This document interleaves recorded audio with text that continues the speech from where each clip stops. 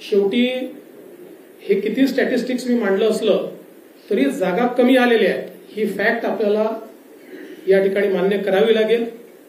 आणि एकूणच या निवडणुकीचं नेतृत्व हे एक प्रकारे भारतीय जनता पक्षामध्ये मी करत होतो, त्यामुळे या ठिकाणी जो काही पराभव झाला असेल, ज्या काही जागा कमी आल्या असतील, याची सगळी जबाबदारी ही माझी आहे, ती मी स्वीकारतो।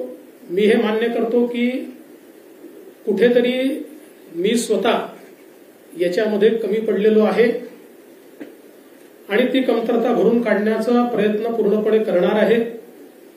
त्यामुळे हा जो काही भारतीय जनता पक्षाला या ठिकाणी सेटबॅक महाराष्ट्रामध्ये सहन करावा लागला, याची सगळी जबाबदारी ही देवेंद्र फडणवीस मी या ठिकाणी स्वीकारतोय। आणि मी पक्षाला एक विनंती अजून करणार आहे, अर्थात भारतीय जनता पक्षामध्ये पक्ष सगळे निर्णय करतो की आता मला विधानसभेकरता पूर्ण वेळ त्या ठिकाणी उतरायचा आहे।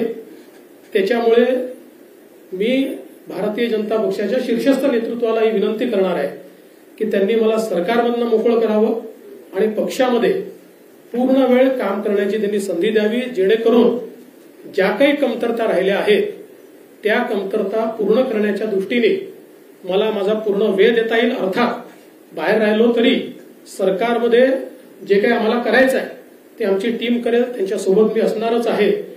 या संदर्भात लवकरच पक्षाच्या वरिष्ठांना मी भेटणार आहे आणि मग त्यांच्या सल्ल्याने ते जे सांगतील त्यानुसार पुढची कारवाई मी करेन।